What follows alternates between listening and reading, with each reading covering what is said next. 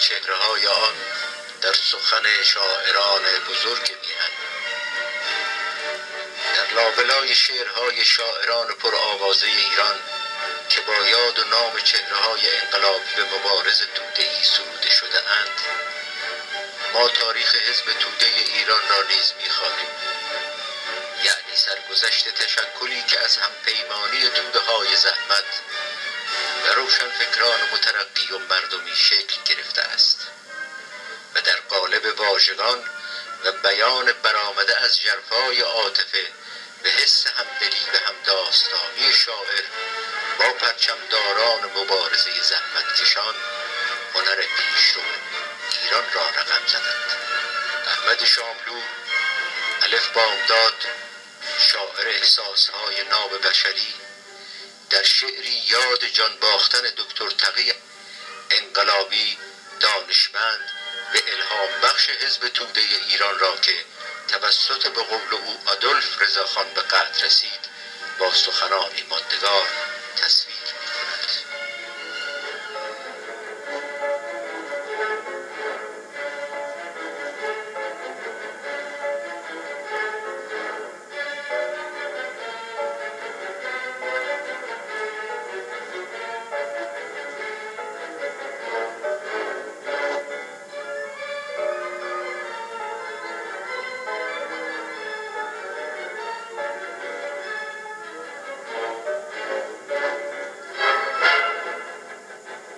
قصیده برای انسان ماه بهمن.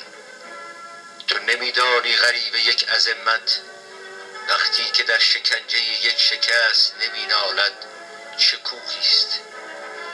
تو نمیدانی نگاه محکوم یک اطمینان وقتی که در چشم حاکم یک هراس خیره می شود چه دریایی است. تو نمیدانی مردن وقتی که انسان مرگ را شکست داده است چه زندگی است. تو نمیدانی زندگی چیست، فتح چیست.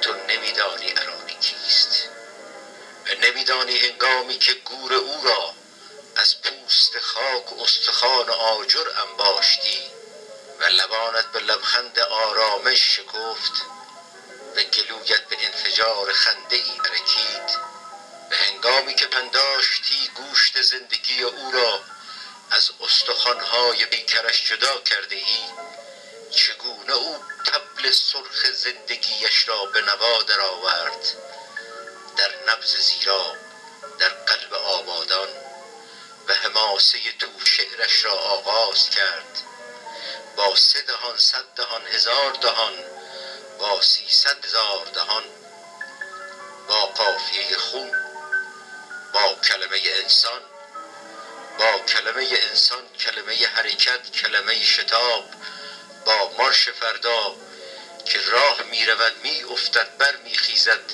بر می خیزد، بر می خیزد، می افتد بر می خیزد، بر می خیزد و به سرعت انفجار خون در نبض گام بر می دارد و راه می رود بر تاریخ، بر چین، بر ایران و یونان.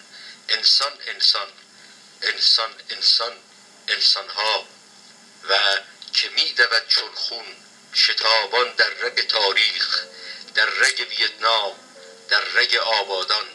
انسان انسان، انسان انسان، انسانها و به مانند سیلابه که از صد سرریز می کند در مصراع عظیم تاریخش از دیوار هزاران قافیه، قافیه دزدانه، قافیه در ظلمت، قافیه پنهانی، قافیه جنایت، قافیه زندان در برابر انسان و قافیه‌ای که گذاشت آدولف رضاخان به دنبال هر مصرع که پایان گرفت به نون، قافیه لزج، قافیه خون و سیلاب پرطبل از دیوار هزاران قافیه خونین گذشت.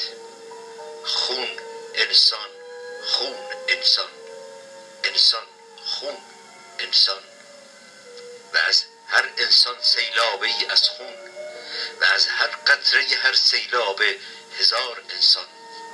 انسان بیمرگ، انسان ماه بهمن، انسان پولیتسر، انسان ژاک دکور، انسان چین، انسان انسانیت، انسان هر قلب که در آن قلب، هر خون که در آن خون، هر قطره، انسان هر قطره که از آن قطره هر تپش، که از آن تپش هر زندگی، یک انسانیت مطلق است. به شعر زندگی هر انسان که در قافیه سرخ یک خون بپذیرد پایان، مسیح چارمیخ ابدیت یک تاریخ است. به انسان‌هایی که پا در زنجیر به آهنگ طبل خونشان می سرایند تاریخشان را، حواریون جهانگیر یک دینند. به استفراغ هر خون از دهان هر اعدام، رضای خودرویی را می خشکاند برخی دروازه یک بهشت. و قطره قطره هر خون این انسانی که در برابر من ایستاده است، سیلی است که پلی را از پس شتابندگان تاریخ خراب می کند. و سوراخ هر گلوله بر هر پیکر دروازه‌ای است که 3 نفر، 100 نفر، 1000 نفر، که 300,000 نفر از آن می‌گذرند رو به برج زمرد فردا. و معبر هر گلوله بر هر گوشت دهان سگی است که عاج گرانبهای پادشاهی را در انوالیدی می‌جود. به لقمه دهان جنازه هر بیچیز پادشاه، رضاخان شرف یک پادشاه بی همه چیز است. و آن کس که برای یک لقمه در دهان و 3 نان در کف، و آن کس که برای یک خانه در شهر و 3 خانه در ده، با قبا و نان و خانه یک چنان کند که تو کردی رضاخان، نامش نیست انسان. نه، نامش انسان نیست. انسان نیست. من نمیدانم چیست به جز یک سلطان. اما بهار سرسبزی با خون ارانی و استخوان ننگی در دهان سگ انوالید، به شعر زندگی او با قافیه خونش و زندگی شعر من با خون قافیه‌اش.